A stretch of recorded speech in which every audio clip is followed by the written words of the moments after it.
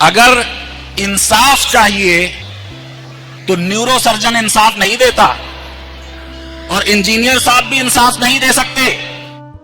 Engineering अच्छा subject है और इंजीनियरिंग करने में कुछ जॉब सिक्योरिटी मिलती है, 50-60 हजार रुपए की नौकरी मिल जाएगी। डॉक्टर बनना भी बहुत अच्छा है। एक न्यूरो सर्जन एक दिन में 3 या 4 ऑपरेशन कर सकता है। एक हार्ट स्पेशलिस्ट कार्डियोलॉजिस्ट एक दिन में 3 या 4 ऑपरेशन कर सकता है। Horizon English Medium Public School. Admissions are open. Noble English Medium Public School. Admissions are open. Madina English Medium Public School with Hifzul Quran. Admissions are open.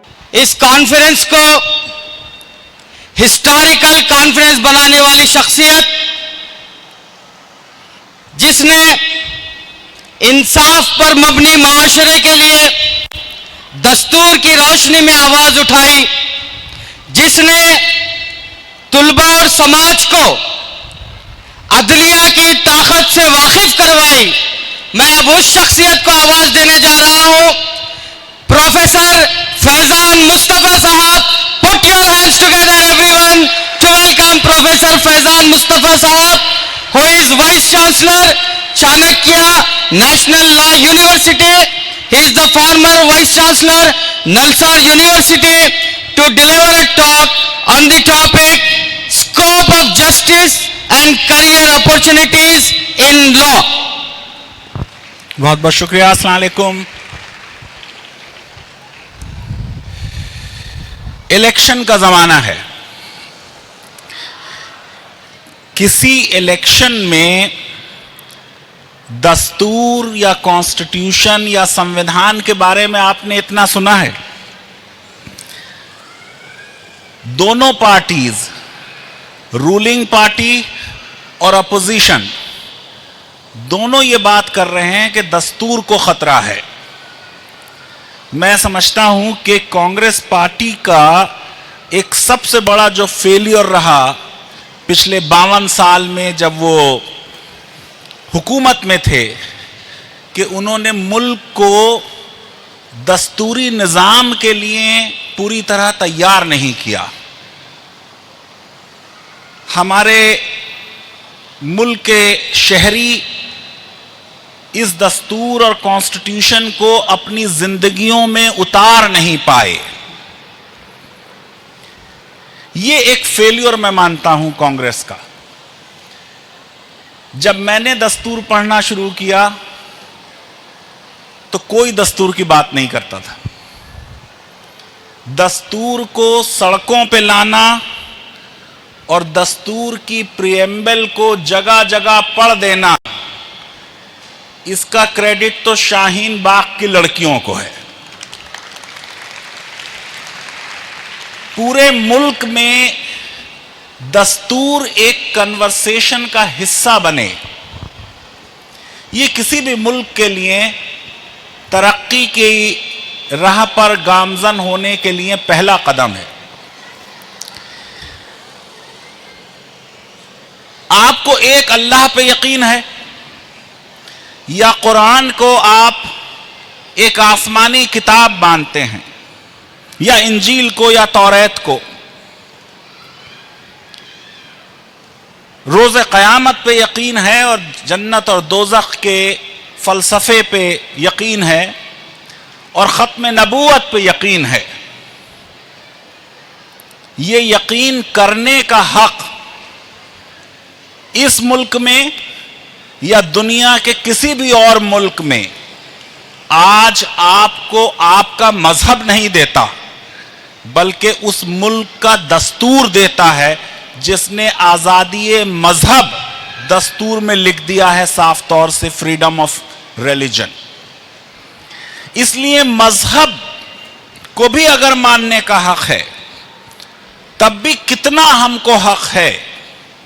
मजहब की कौन सी बातें मानी जा सकती हैं, कौन सी नहीं मानी जा सकती, इसको जानने के लिए भी दस्तूर को जानना जरूरी है। देखिए, कहते हैं ignorance of law is no defence.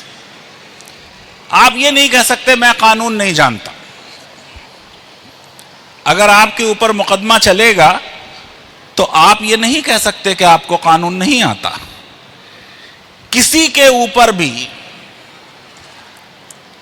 History, political science, chemistry, physics और मैथ्स जानने की ड्यूटी या जिम्मेदारी नहीं है।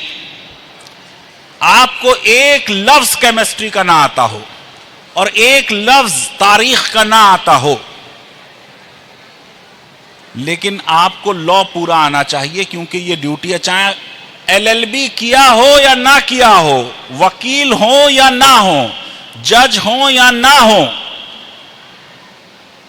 आपको के ऊपर ड्यूटी है कि आप जिस मुल्क में रहते हैं उस मुल्क का कानून आपको आता हो। सऊदी अरब जाएं तो उनका कानून आता हो। जैसे ही आपका जहाज सऊदी अरब में रुका, सारे सऊदी अरब के कानून आपके ऊपर लागू हो गए। जैसे ही आपका जहाज अमेरिका में लैंड किया, सारे अमेरिका के कानून आपके ऊपर लागू हो गए।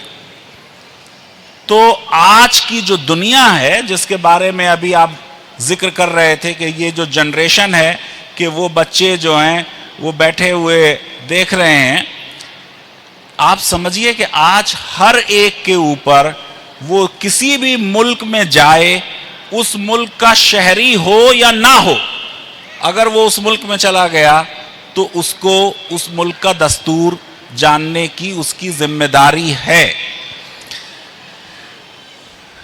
इंसाफ चाहिए, हम सबको इंसाफ चाहिए। इंसाफ क्या है? मैं तो अक्सर कहता हूं, इंसाफ की तारीफ करना तो बहुत मुश्किल काम है। अगर कहीं नाइंसाफी हो रही हो और आप ये कह पाएं कि ये नाइंसाफी है, ये अपने आप में इंसाफ की पहली शर्त है। जब नाइंसाफी पे आपको लगता ही नहीं कि ये नाइंसाफी है, किसी पर जुल्म हो रहा हो और आपको लगता ही नहीं कि ये जुल्म है, आपको लगता है ये न्यू नॉर्मल है, ये रूटीन है, डेली बेसिस पर किसी को बताया जाए कि तुम वेलकम नहीं हो, डेली बेसिस पर किसी की अदरिंग की जाए, ये बड़ी नाइंसाफी की बात है। अगर इंसाफ चाहिए तो न्यूरो सर्जन इंसाफ नहीं देता और इंजीनियर साहब भी इंसाफ नहीं दे सकते। शाहीन को सलाम है, और जो काम उन्होंने किया, आज मैं गया था शाहीन ग्रुप ऑफ इंस्टीट्यूशंस, आंखें फटी की फटी रह गईं।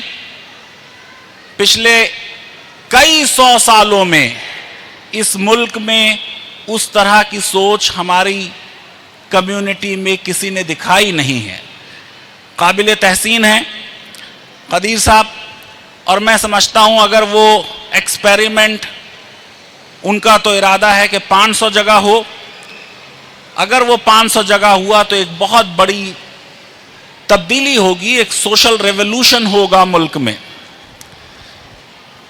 इंजीनियरिंग अच्छा सब्जेक्ट है और इंजीनियरिंग करने में कुछ जॉब सिक्योरिटी मिलती है, 50-60 हजार रुपए की नौकरी मिल जाएगी। डॉक्टर बनना भी बहुत अच्छा है। मलकुल मौत ये कहता था कि जान लेके टलूंगा, मलकुल मौत ये कहता है कि जान लेके टलूंगा, और मसीहा की ये जिद है कि मेरी बात रहे। डॉक्टर्स जिंदगी बचाते हैं, बीमारियों को ठीक करते हैं, बहुत बड़ा कंट्रीब्यूशन है। हमको बहुत डॉक्टर्स चाहिए, लेकिन न डॉक्टर्स, जैसे मैंने अर्ज किया, आपको इंसाफ दिला सकते हैं, न हुकूक दिला सकते हैं, और न इंजीनियर्स दिला सकते हैं। अगर किसी कौम को और किसी मुल्क को इंसाफ चाहिए और जस्टिस उसका अगर गोल है, तो इंसाफ दिलाने के लिए हमको वकील चाहिए। मैं समझता हूं कि हमने 1000 साल से ज्यादा ये कहकर बर्बाद कर दिए कि पैदा हुए वकील तो शैतान ने कहा, अल्लाह ने मुझको साहिब औलाद कर दिया। एक डॉक्टर एक दिन में कितने पैसे कमाता होगा, अंदाजा लगाएं, बोलो। यस, कम ऑन, कितने? 10,000, इनसे ज्यादा बताइए। एक डॉक्टर एक दिन में कितने पैसे कमाता है, बोलो बेटा। यस, या 30,000, 30, 50,000। ऐसे बहुत कम डॉक्टर्स हैं जो एक दिन में 50,000 कमाते हैं, मगर फिर भी ठीक है। कोई और? 1 लाख और 2 लाख और 10 लाख। इतने कितने डॉक्टर्स को जानते हैं जो एक दिन में 10 लाख कमाते हैं? एक न्यूरो सर्जन एक दिन में 3 या 4 ऑपरेशन कर सकता है। एक हार्ट स्पेशलिस्ट कार्डियोलॉजिस्ट एक दिन में 3 या 4 ऑपरेशन कर सकता है। उस ऑपरेशन में मैक्सिमम जो पैसे आपके लग रहे होंगे वो 5 लाख होंगे या 6 लाख होंगे। उन 5 या 6 लाख में से 3 या 4 लाख हॉस्पिटल ले लेगा। हॉस्पिटल के ऑपरेशन थिएटर का किराया चला जाएगा 1 लाख। जो नर्सिंग स्टाफ है उसकी सैलरी का हिस्सा चला जाएगा। डॉक्टर को हार्डली 1,75,000, इससे ज्यादा नहीं मिलेगा। एक वकील एक दिन में कितना कमाता है?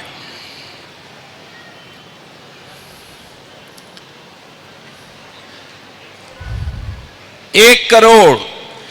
1 करोड़ एक केस का लेता है वकील।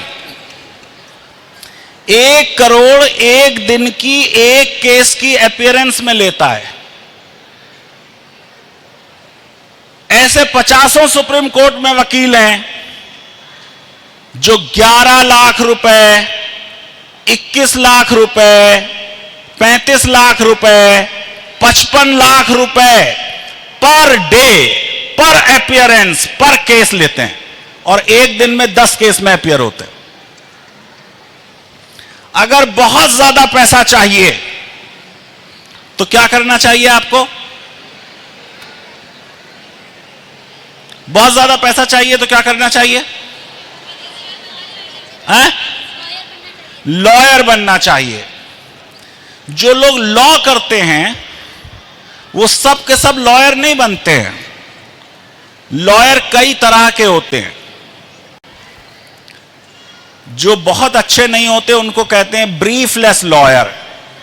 उनके पास कोई भी केस नहीं होता, वो बेचारे अपने कोर्ट की ड्राई क्लीन नहीं करा सकते, इतने पैसे भी नहीं होते। यही फर्क है इंजीनियरिंग और लॉयरिंग में। एक खराब इंजीनियरिंग के स्टूडेंट को 25,000 रुपए मिल जाएंगे, लेकिन एक खराब वकील 25,000 रुपए नहीं कमा पाएगा। लेकिन जो एक अच्छा वकील होगा वो एक अच्छे इंजीनियर से 100 गुना ज्यादा कमाएगा। यह फर्क है। अगर आप अच्छे हैं तो आपको वकालत करनी चाहिए। अगर आप मीडियोकर हैं, बिलो मीडियोकर हैं, तो इंजीनियरिंग ठीक है। दूसरी चीज, जो वकालत करेंगे वो कई तरह के वकील होते हैं। लोअर कोर्ट के वकील, हाई कोर्ट के वकील, सुप्रीम कोर्ट के वकील, कॉरपोरेट लॉयर्स, शिपिंग लॉयर्स। बहुत से ऐसे होते हैं जो बैंक में काम करते हैं, लीगल एडवाइजर होते हैं बैंक्स में, इंश्योरेंस कंपनीज में होते हैं। हर कंपनी जिसमें एक मैनेजमेंट ट्रेनी चाहिए, एक एमबीए चाहिए, उसमें यकीनन एक लॉयर भी चाहिए। कोई कंपनी ऐसी नहीं होती जिसका लीगल एडवाइजर ना हो। इसलिए हर कंपनी में लॉयर की जरूरत होती है। सिर्फ लॉयर जजेस बन सकते हैं। अभी आपके सामने राठौर साहब जो सिविल सर्विसेज की बात कर रहे थे कि 12 लाख लोग सिविल सर्विसेज का इम्तहान देंगे, उसमें IITN भी होगा, MBBS भी शाहीन से निकल के जिसने किया होगा, उसमें आर्किटेक्चर का आदमी भी होगा, MA हिस्ट्री भी होगा, MA पॉलिटिकल साइंस भी होगा, MSc जोलॉजी भी होगा, जियोलॉजी भी होगा, फिजिक्स और केमिस्ट्री भी होगा। आपको सबसे मुकाबला करना पड़ेगा। लेकिन अगर आप जज बनने के इम्तिहान में बैठेंगे तो इनमें से किसी से मुकाबला नहीं करना पड़ेगा। आपका मुकाबला सिर्फ जिन्होंने लॉ किया है उनसे होगा। इसका मतलब यह होगा कि कंपटीशन जो है वो 12 लाख से रिड्यूस होकर 40-50 हजार के बीच होगा। तो बहुत कम कंपटीशन हो गया तो आसान हो गया। ज्यादातर जगह लॉ अच्छा नहीं पढ़ाया जाता, तो अगर आप मीडियोकर भी हैं जज जरूर बन जाएंगे। अच्छे वाले वकील बनेंगे या नहीं, जो एक केस का 1 करोड़ लेता है, उस पर तो डाउट है। लेकिन अगर आप मीडियोकर हैं तो आप जज बन जाएंगे, और जज का आपके सोसाइटी में, समाज में वही स्टेटस है जो सिविल सर्वेंट का है। उसकी सैलरी वही होगी जो IAS ऑफिसर की होगी। और जो जज बनेगा वो काम कर रहा होगा जो डिवाइन वर्क है। डिवाइन वर्क क्या है? इंसाफ करना। इंसाफ करना। यकीनन हमें एज ए मुस्लिम यह सिखाया जाता है कि कभी अल्लाह से इंसाफ ना मांगना, वरना सब दोजख में जाएंगे। वहां सिर्फ करम और रहम चाहिए, क्योंकि इंसाफ से काम नहीं चलेगा। लेकिन इंसाफ करता है अल्लाह ताला। गॉड का हर मजहब में या भगवान का हर मजहब में जो तसव्वुर है वो ये है कि अल्टीमेट एडजुडिकेटर, सबसे आखिरी फैसला करने वाला, सबसे बड़ी अदालत अल्लाह सुब्हानहू ताला की है। तो जज बनने का काम जो है वो बेसिकली एक डिवाइन वर्क है। और जज बनना बहुत आसान है। मुकाबला सिर्फ जो लोग लॉ पढ़ेंगे उनके बीच होगा। तो कंपटीशन 12 लाख में नहीं होगा, बल्कि 30-40 हजार लोगों में कंपटीशन हो रहा होगा। आप अपने क्लास फेलो से compete कर रहे होंगे, और पोजीशंस भी ज्यादा होती हैं, क्योंकि UPSC का एक इम्तहान तो एक बार होगा साल भर में, दिल्ली या इधर जहां भी उनके सेंटर्स होंगे। लेकिन जुडिशरी का एग्जाम हर स्टेट में अलग अलग होता है। तो कर्नाटका में भी होगा, और तेलंगाना में भी होगा, और आंध्रा में भी होगा, महाराष्ट्र में भी होगा, यूपी में भी होगा। हर स्टेट की अलग एग्जाम होगा। तो आपको ऑप्शंस हैं कि आप 8-10 स्टेट्स की जुडिशल सर्विसेज के एग्जाम में बैठ सकते हैं। और फिर जब आप इंसाफ की कुर्सी पे बैठेंगे तो आपको योर ऑनर कह रहे होंगे, जब आप प्रमोट हो जाएंगे तो माय लॉर्ड कह रहे होंगे। और हमारे समाज में आज भी जो 2 ऐसे लोग हैं जिनकी सबसे ज्यादा इज्जत है, उसमें जज हैं और टीचर्स हैं। टीचर्स की बहुत इज्जत करते हैं। कहते हैं ना हिंदी में, गुरु गोविंद दाऊ खड़े काको लागो पाए, बलिहारी गुरु आपने गोविंद दियो बताए। तो टीचर और गॉड का स्टेटस बराबर किया जाता है। इसी तरह जो डिवाइन वर्क है वो इंसाफ करना है। इंसाफ क्या है? हर एक को वो मिल जाए जो उसका हक है। क्या है इंसाफ? हर एक को वो मिले जो उसका हक है। और हक एक कानूनी टर्मिनोलॉजी है। अगर आपको अपने हुकूक चाहिए तो आपको अदालत में जाना पड़ता है। अदालत आपके और दूसरे जो आपका अपोजिट पार्टी होगी उसके दलाइल सुनेगी और कानून के हिसाब से बताएगी कि इस पे आपका हक है या किसी और का हक है, तो कोई भी वो कौम या नागरिकों का या सिटीजन्स का कोई भी वो ग्रुप जो ये समझता है कि वो मार्जिनलाइज्ड है, वो वल्नरेबल है, उसके साथ मसावात या इंसाफ या इक्वालिटी का ट्रीटमेंट नहीं हो रहा, उसके लिए क्या दस्तूर ने निज़ाम कायम किया? कोई वायलेंस नहीं करनी, कोई प्रोटेस्ट नहीं करनी, एक अदालत में जाना है और घंटा बजा देना है इंसाफ पाने का। कभी देर हो सकती है इंसाफ में, हमारे मुल्क में जजेस कम हैं, आबादी बहुत ज्यादा है, लेकिन फिर भी इंसाफ होता है। अरविंद केजरीवाल को 50 दिन बाद कुछ इंसाफ मिला? उसको इलेक्शन में कैंपेन करने का हक सुप्रीम कोर्ट ने दिया। तो आज के जमाने में मैदाने जंग में लड़ाई नहीं करनी है, अपने हुकूक के लिए कहां लड़ना है?